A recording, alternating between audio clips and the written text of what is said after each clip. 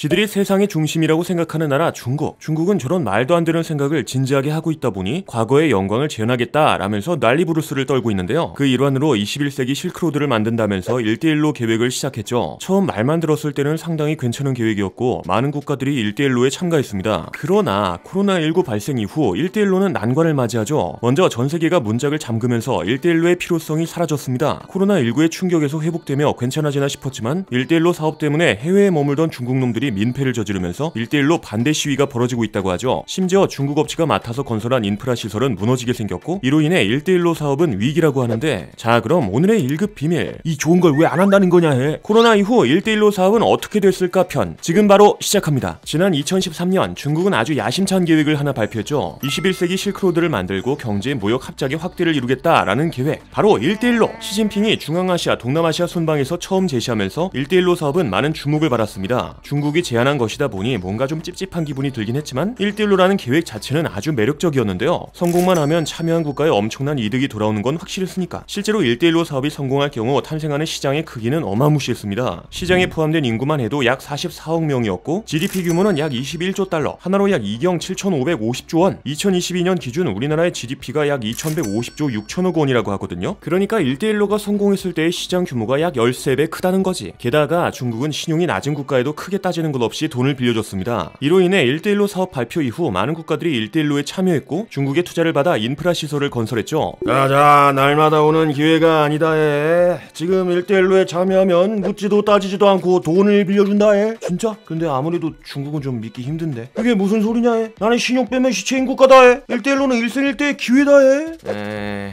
아이 모르겠다. 돈도 없는데 일단 치르고 보자. 이렇게 1대1로는 순조롭게 성공하나 싶었는데, 아니 이게 무슨 일이야? 2019년에 코로나19가 등장해버리네? 코로나19는 전 세계를 발칵 뒤집어 놓았고 이건 중국도 피해갈 수 없었습니다. 그리고 팬데믹으로 인해 1대1로 사업도 위기를 맞이했죠. 국제사회는 코로나19를 차단하기 위해서 문짝을 걸어 잠갔습니다. 이 말은 즉 전 세계적으로 수요가 감소하고 물리적인 이동도 제한되었다라는 소리잖아요. 결국 도로, 철도, 항만 같은 인프라 시설에 투자할 필요성이 줄어들었고 1대1로 사업의 매력도 떨어지게 되었죠. 게다가 기존에 건설 중이던 인프라도 짓기 어려웠는데요. 코로나19가 터지자 중국은 도시를 봉쇄하고 이동을 제한해버리는 등 아주 강력한 방역 조치를 취했습니다. 그런데 강력한 방역 조치 때문에 1대1로 사업을 제대로 진행할 수가 없네? 아니 기껏 계약 체결해놨더니 계약을 이행하지 못하게 생긴 거였죠. 그러다 보니 중국 국제무역촉진위원회는 계약 불이행으로 인한 손해를 줄이기 위해 1대1로 참여 기업들에게 불가항력 증명서를 대량으로 발급해야 했습니다. 여기에 더해 물류, 원자재 등이 공급되지 않으니 그 피해가 엄청났는데요. 2020년 9월을 기준으로 코로나19 때문에 1대1로 사업의 40%가 약간의 타격을 받았고 20%는 심각한 손상을 입었다고 하죠.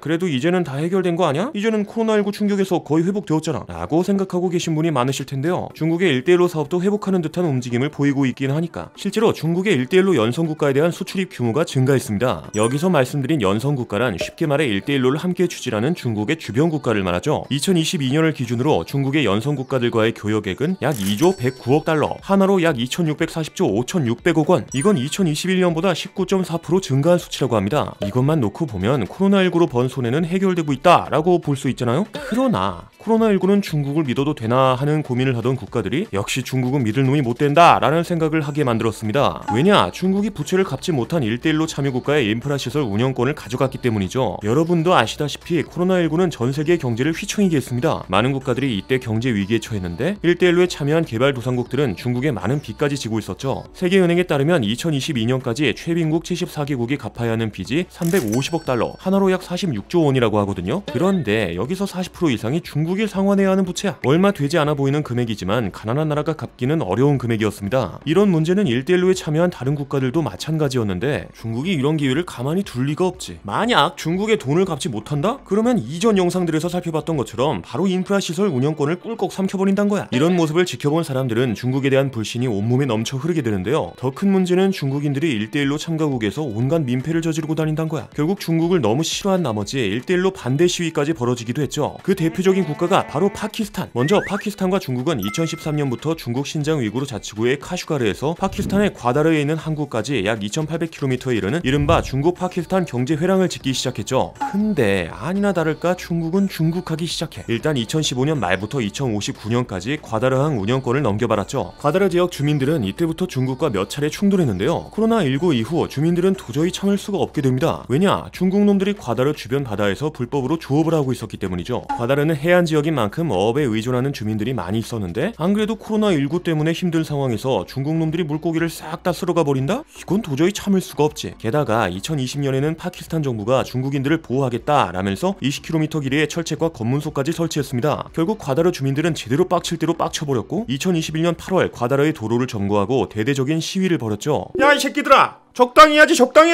코로나 때문에 힘들어 죽겠는데 니들이 물고기 쓰러 가면 우리는 뭐 먹고 살라고? 네 말이 양심이 없는 놈들이라니까? 남들 힘들어하는 건 보이지도 않지? 1대1로고 나발이고 저런 놈들이랑 같이 일하는 건 절대 안 된다. 못쏘! 짱깨 새끼들은 당장 우리 땅에서 꺼져라! 뭐 이런 식으로 현지 정치단체, 민권운동가부터 부녀자, 아이들까지 나서서 1대1로에 반대하는 시위를 했습니다. 시위는 당시 총리였던 임랑칸이 불법어로 단속 등을 약속하면서 겨우 끝났죠. 그러나 중국인들의 불법 조업은 끝날 줄을 몰랐고 2022년 10월부터 다시 시위가 벌어졌습니다. 시위대는 불법 조업 단속, 검문시설 축소 등을 요구했는데요. 심지어 일주일 이내로 중국 놈들은 싹 꺼져라 라는 주장이 나오기도 했죠. 이렇게 중국은 코로나19로 힘든 지역 주민들의 생계까지 위협하고 나서면서 지들 스스로 1대1로 사업에 차질을 생기게 만들었습니다. 이로 인해 중국은 골치가 아픈 상황인데 어지러지란 문제는 이게 끝이 아니었죠. 앞에서 설명해 드렸던 것처럼 코로나19는 많은 국가가 경제 위기에 처하게 만들었잖아요. 뭐 한두 곳이 경제 위기라고 하면 그때를 틈타서 인프라를 야무지게 먹을 수 있겠지만 중국이 투자한 국가들 중에서 경제 위기에 빠진 곳이 많아도 너무 많아. 2023년 2월 13일 상하이 푸단대학교 녹색금융개발센터의 2022 1대1로 투자 보고서에 따르면 2023년부터 2022년까지 중국의 누적 투자액은 9,620억 달러, 하나로 약 1,263조 5천억 원이라고 하는데요. 이렇게 어마무시한 돈을 투자했는데 투자한 국가들이 죄다 돈을 못 갚게 생겼다? 중국 입장에서도